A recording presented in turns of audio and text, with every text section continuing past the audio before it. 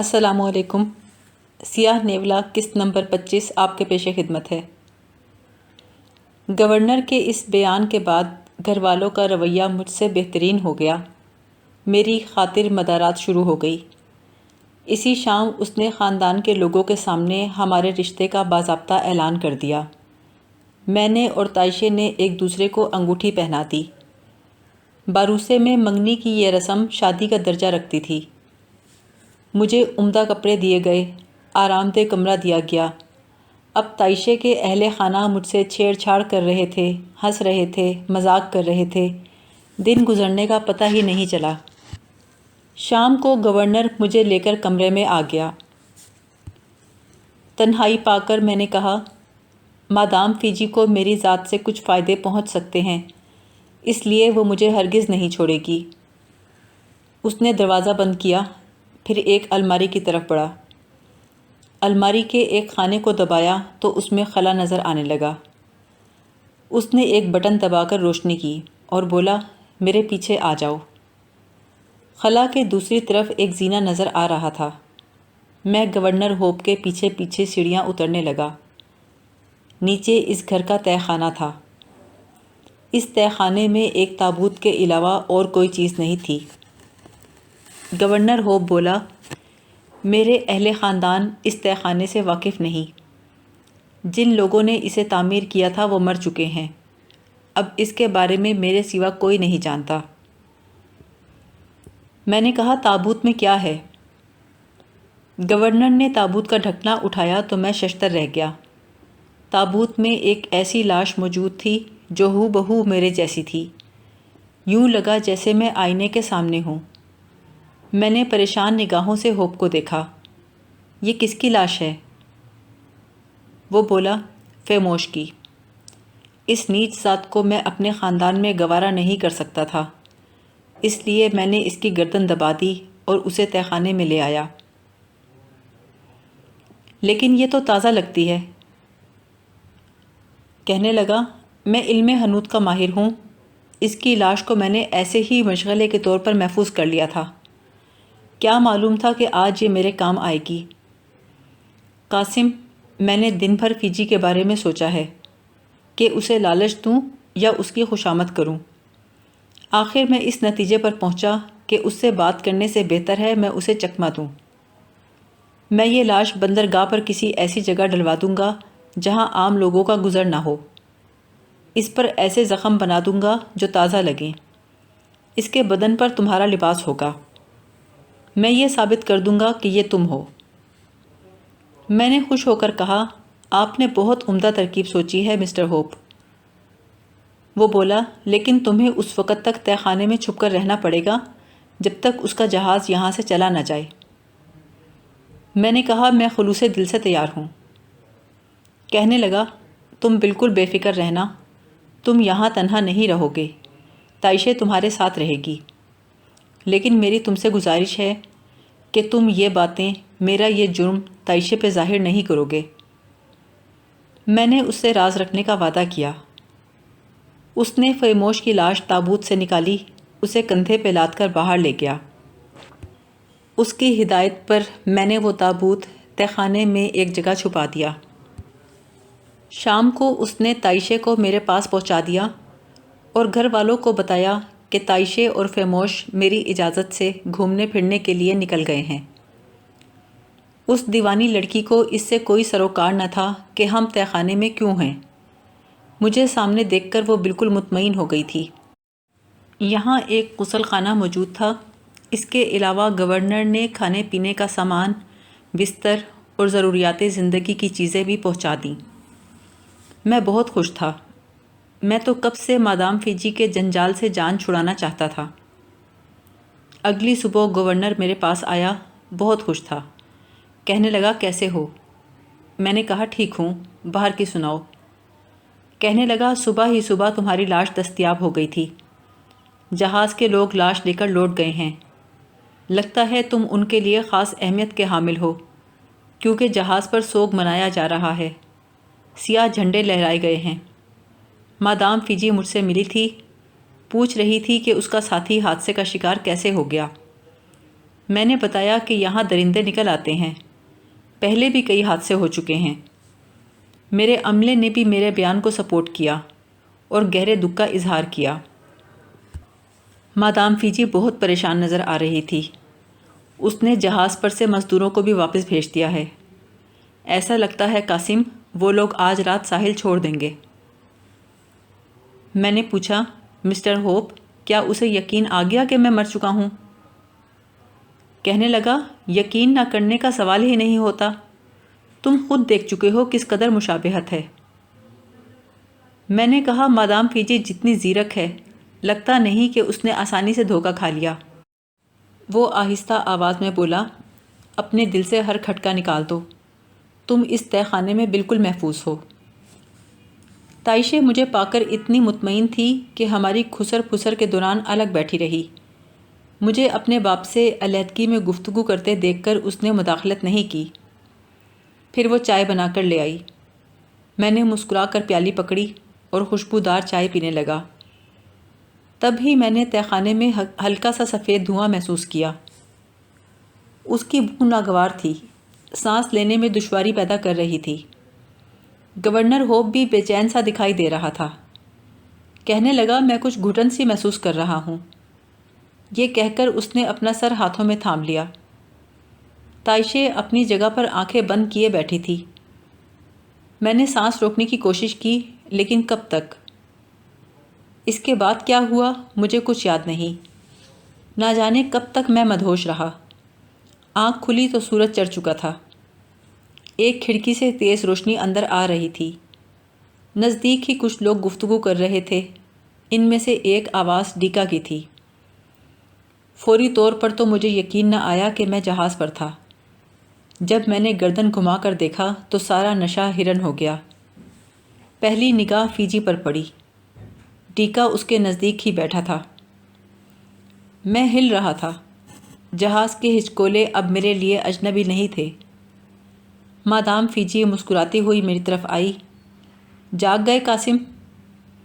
اس کا چہرہ پرسکون تھا، جبکہ میں وحشت زدہ نگاہوں سے اسے دیکھ رہا تھا۔ میں خشک ہونٹوں پر زبان پھیر کر بولا، تائشے کہاں ہے؟ وہ دوسرے کیبن میں ہے۔ اور گورنر ہوپ؟ وہ بھی آرام سے ہے۔ لیکن تم لوگ تہہ خانے تک کیسے پہنچے؟ تو کیا ہم اپنے عظیم شخصیت سے غافل رہ سکتے تھے؟ قدم قدم پر تمہارے ساتھ نگران تھے۔ چلو اب اٹھ جاؤ، سورج چڑھ چکا ہے۔ میری طبیعت پر بڑا بوجھ تھا۔ میں نے بڑی مشکل سے اپنی کیفیت کو چھپا کر خود کو پرسکون ظاہر کیا۔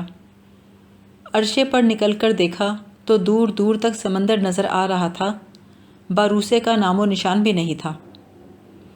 جہاز کے ایک گوشے میں مادام فیجی ایک برتن میں آگ لگا کر کچھ پڑھ رہی تھی۔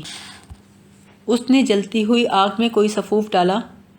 سمندر میں ایک دم خوفناک شارک مچھلیاں دکھائی دینے لگیں۔ فیجی نے سیاہ فاموں سے کہا، لے آؤ اسے۔ 2 آدمی گورنر کو پکڑ کر لے آئے۔ وہ بولی، پھینک دو۔ غلاموں نے گورنر کو سمندر میں پھینک دیا۔ ہوپ کی چیخیں بے حد خوفناک تھی۔ خون خوار مچھلیوں نے اسے منٹوں میں چٹ کر لیا۔ میں خالی خالی نگاہوں سے فیجی کے اس وحشیانہ اقدام کو دیکھ رہا تھا۔ فیجی مسکراتے ہوئے بولی، قاسم یقین کرو یہ سب کچھ معمول کے مطابق ہے۔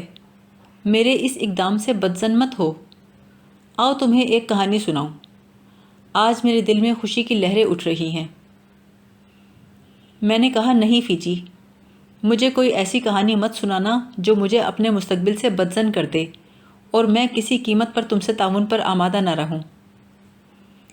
کہنے لگی، قاسم وجدان، اگر تم جان لو کہ مستقبل میں تم افریقہ کے سب سے بڑے انسان ہوں گے اور وہ حسینہ جسے دیکھ کر چاند ستارے شرما جائیں تمہاری آغوش میں ہوگی اور اس کے بطن سے پیدا ہونے والی لڑکی افریقہ کی حکمران ہوگی اور ہم جیسے تمام جادوگر اس کے غلام ہوں گے، تو کیا تمہیں خوشی نہیں ہوگی؟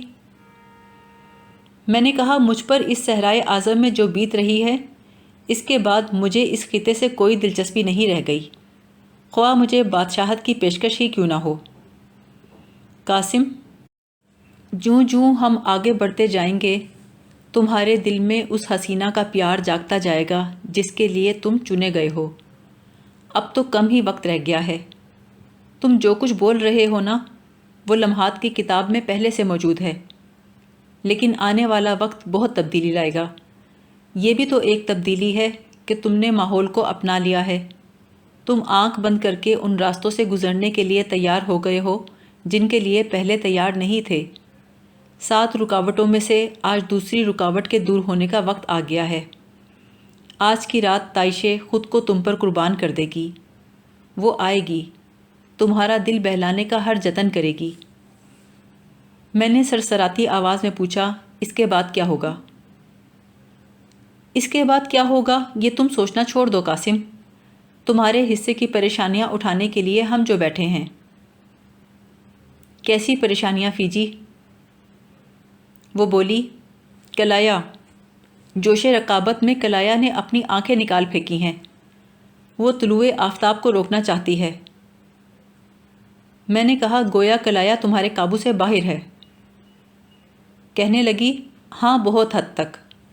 اگر وہ صرف قوتوں کے حصول میں کوشاں ہوتی تو کوئی مسئلہ نہیں تھا، لیکن اس کے سینے میں تمہاری محبت کا آتش فشاں سلگ رہا ہے۔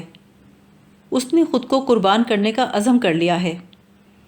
بہرحال اسے سمجھایا جا رہا ہے کہ وہ اپنی ذات کے لیے افریقہ کی تقدیر تاریک نہ کرے۔ خیر قاسم، اس سے تو ہم نمٹ ہی لیں گے۔ تم جاؤ، تائشے تمہارا انتظار کر رہی ہے۔ میں ایسے چل پڑا جیسے کوئی فرما بردار بچہ اپنی ماں کا کہنا مانتا ہے۔ اپنے کیبن میں پہنچا تو تائشے کسی دلہن کی طرح سجی سوری میری منتظر تھی۔ میں پچھلے کئی دنوں سے تائشے کے ساتھ تھا، لیکن آج وہ کچھ زیادہ ہی بے باک لگی۔ حیرت کی بات یہ تھی کہ اس نے یہ تک نہیں پوچھا کہ یہ کون سی جگہ ہے اور ہم تہہ خانے سے کب اور کیوں نکلے ہیں۔ کچھ وقت میں اس سے ہنستا بولتا رہا، لیکن میں محسوس کر رہا تھا کہ میرے ذہن میں عجیب سا ہیجان برپا ہو رہا ہے۔ اس نے بھی میری کیفیت کو محسوس کر لیا۔ نرمی سے بولی، فیموش، کیا سوچ رہے ہو؟ تائشے، میرا نام فیموش نہیں ہے۔ وہ مسکراتے ہوئے بولی، اچھا، پھر کیا نام ہے؟ میں نے کہا، قاسم وجدان۔ وہ ہنس پڑی، مسکرا کے بولی، لیکن میں تو تمہیں فیموش ہی کہوں گی۔ سنو تائشے، تم غلط فہمی کا شکار ہو۔ میں اس جہاز کا ایک مسافر تھا۔ وہ کچھ پریشان سی ہو گئی۔ کیا کہہ رہے ہو فیموش؟ میں نے کچھ غلط نہیں کہا تائشے، اور مجھے تمہارے خون کی ضرورت ہے۔ میرا لہجہ ایسا تھا کہ وہ حیران رہ گئی، لیکن مسکرا کر بولی، حاضر ہے، منع کس نے کیا ہے؟ میں نے دور کھڑے ایک سیاہ فام کو اشارے سے بلایا۔ اس کے ہاتھ میں کپڑے سے ڈھکا ہوا ایک تھال تھا۔ میں نے کپڑا ہٹایا، اس پر ایک تیز دھار کا تیشہ رکھا تھا۔ میں نے کہا، آؤ تائشے، اپنی صداقت کا ثبوت پیش کرو۔ پہلی بار اس کی آنکھوں میں خوف کی جھلک نظر آئی۔ کہنے لگی، تم ہمیشہ کے شریر ہو، لیکن دیکھو، میں ایک لڑکی ہوں، میں ڈر بھی سکتی ہوں۔ میں نے کہا، ابھی تو تم نے کہا تھا کہ میری محبت میں اپنا خون بہا سکتی ہو۔ بولی، تم پاگل تو نہیں ہو گئے فیموش؟ ہاں، میں پاگل ہو گیا ہوں۔ گردن جھکا دو تائشے۔ وہ خوف سے چلائی، مگر میں نے تیشے کا ایک بھرپور وار کیا۔ اس کی گردن تن سے جدا ہو گئی۔ اس کی گردن سے خون کا فوارہ بہہ رہا تھا۔ میں نے اس کا خون اپنے چہرے اور جسم پر ملا، پھر سر پر انڈیلا۔ اس کے فوراً ہی بعد میرے ہوش و حواس واپس آنے لگے۔ میں وحشت زدہ نگاہوں سے تائشے کا بغیر سر کا بدن دیکھ رہا تھا۔ پھر میں چیخنے لگا۔ میں نے غم و غصے سے دونوں ہاتھوں سے اپنا سر پیٹ لیا اور چکرا کے گر پڑا۔ میری آنکھ کھلی تو دوبارہ اپنے کیبن میں ہی تھا۔ کیبن بالکل صاف ستھری حالت میں تھا، کہیں پر خون کا چھینٹا موجود نہیں تھا۔ میں نے سوچا، رات کو بہت ہی بھیانک خواب دیکھا ہے۔ میں نے شکر کیا کہ تائشے والی بات صرف خواب تھی، لیکن گورنر ہوپ، مجھے تو یہی لگا کہ فیجی نے اسے میرے سامنے سمندر میں پھینکا تھا۔ نہ جانے کیسے بھیانک کھیل کھیلتی تھی فیجی، اور میں خواہ مخواہ اس کا اعلیٰ کار بنا ہوا تھا۔ کاش میں کسی طرح اس کی گرفت سے نکل سکوں۔ یہی سوچتا ہوا میں اپنے کیبن سے نکل آیا۔ باہر نکلا تو دوشی نظر آ گئی۔ میں نے اسے اشارے سے بلایا تو اس نے آ کر ادب سے گردن جھکا دی۔ میں نے کہا، یہ تمہیں کیا ہو گیا ہے؟ کہنے لگی، کچھ نہیں جناب، مادام فیجی کا حکم ہے، اب آپ کا احترام کیا جائے۔ نہیں دوشی، تم مجھ سے پہلے کی طرح بات کرو۔ میں ایسا نہیں کر سکتی جناب، ہم سب کو ہدایت کی گئی ہے کہ اب آپ قابل احترام ہیں، آپ کو سامنے دیکھتے ہی گردن جھکا دی جائے۔ اچھا، پھر تو تم میرے ہر حکم کی تعمیل کرو گی؟ جی جناب۔ اچھا دوشی، کیا تمہیں علم ہے جو لڑکی میرے ساتھ باروسے سے سوار ہوئی تھی وہ اب کہاں ہے؟ اسے تو آپ نے قتل کر دیا جناب، میں نے ہی اس کو آراستہ کر کے آپ کے پاس بھیجا تھا۔ کل اس کی سر بریدہ لاش کو سمندر میں پھینک دیا گیا۔ اوہ، تو وہ خواب نہیں تھا۔ میں چکرا کر وہیں بیٹھ گیا۔ کچھ دیر کے بعد دل قابو میں آیا تو میں نے دوشی سے کہا، دوشی، کیا تم اس وقت مادام فیجی کی ٹرانس میں ہو؟ کہنے لگی، اس وقت ٹرانس میں تو نہیں ہوں، لیکن سخت خطرے میں ہوں۔ میں نہیں جانتی، کسی بھی وقت میرے ذہن کو کھولا جا سکتا ہے۔ میں نے کہا، دوشی، تمہارے ذریعے سے انہوں نے مجھے پھانس کر جہاز میں پہنچایا، تم سے جو کام لینا تھا لے لیا، اب بھلا تمہارے ذہن کو کیوں کھولیں گے؟ کہنے لگی، میں ان سیاہ فاموں کے درمیان اجنبی ہوں، اور دوسرے اجنبی تم ہو۔ چونکہ میں ان لوگوں میں سے نہیں ہوں، اس لیے یہ میرا بھروسہ نہیں کرتے۔ میری تو کڑی نگرانی ہوتی ہے تاکہ ہم دونوں کے درمیان کوئی گٹھ جوڑ نہ ہو جائے۔ مادام فیجی مجھ سے طرح طرح کے سوال کرتی ہے، مثلاً قاسم کیا سوچتا ہے، مہذب دنیا کی لڑکی ہونے کی وجہ سے تمہارا قاسم سے تعلق کیسا ہے۔ وہ سمجھتی ہے کہ تم مجھے اپنے دل کی بات ضرور بتاتے ہوں گے، اس لیے بار بار میرا ذہن کھنگال کر دیکھتی ہے۔ میں نے کہا، یہ تو بہت تشویش کی بات ہے۔ دوشی بولی، میں نے ایک ترکیب نکالی تو ہے قاسم، خدا مجھے اس میں کامیاب رکھے۔ مجھے اتفاق سے ایک کتاب یاد آ گئی، پچھلی رات میں نے اس کے مطابق تجربہ کیا، یہ دیکھو۔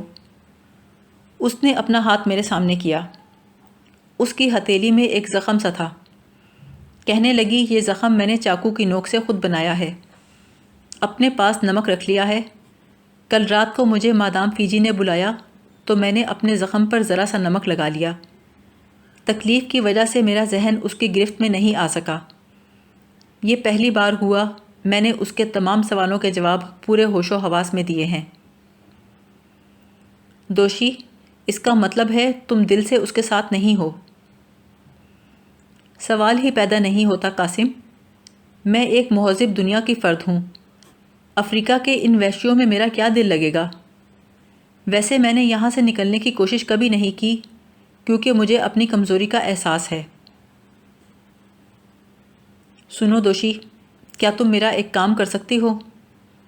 کسی طرح مادام فیجی کے کمرے سے وہ سیاہ پتھر اٹھا لاؤ، اس کی مدد سے میں اور تم دونوں آزاد ہو سکتے ہیں، اپنی مہذب دنیا میں واپس جا سکتے ہیں۔ اس پتھر کی وجہ سے توراس مجبور ہے۔ اگر کسی طرح وہ پتھر فیجی کے قبضے سے نکال لیں تو توراس کے پاس بہت طاقت ہے۔ دوشی بولی، قاسم، اگر آزاد ہونے کا چانس ہے تو میں وعدہ کرتی ہوں کہ پوری کوشش کروں گی، لیکن دیکھو یہ کوئی آسان کام نہ ہوگا۔ میری حیثیت سے تم واقف ہو، اگر میں پکڑی گئی تو مجھے فوراً قتل کر دیا جائے گا۔ تمہاری بات اور ہے، تمہاری کوئی خطا نہیں مانی جاتی، کیونکہ تم ان لوگوں کی ضرورت ہو۔ دوشی کی بات درست تھی، اس کو قتل کرتے ہوئے مادام فیجی ایک پل بھی نہیں سوچے گی۔ کچھ دیر سوچنے کے بعد میں نے کہا، تم ٹھیک کہتی ہو دوشی، یہ کام مجھے خود ہی کرنا چاہیے، لیکن وعدہ کرو، چاہے زندگی چلی جائے، تم میرا یہ راز فاش نہیں کرو گی۔ قاسم، میں وعدہ کرتی ہوں، جو گفتگو ابھی تم سے کی ہے اس کا ایک حرف بھی اپنی زبان پر کبھی نہیں لاؤں گی، لیکن تم بھی ایک وعدہ کرو۔ اگر تقدیر نے تمہارا ساتھ دیا اور تم وہ پتھر حاصل کرنے میں کامیاب ہوئے تو یہاں سے نکلتے وقت مجھے نہیں بھولو گے۔ دیکھو، میں تمہاری دنیا کی ایک فرد ہوں، یہاں سے نکلتے ہوئے مجھے یہاں چھوڑ کر مت جانا۔ ٹھیک ہے دوشی، میں وعدہ کرتا ہوں، اگر یہاں سے نکل سکا تو تمہیں ساتھ لے کر جاؤں گا۔ دوشی بولی، نہ جانے کیوں مجھے ایسے لگ رہا ہے جیسے تم یہاں سے نکلنے میں ضرور کامیاب ہوں گے، اور میں بھی پوری کوشش کروں گی۔ جیسے ہی موقع ملا وہ پتھر چرا کر لے آؤں گی۔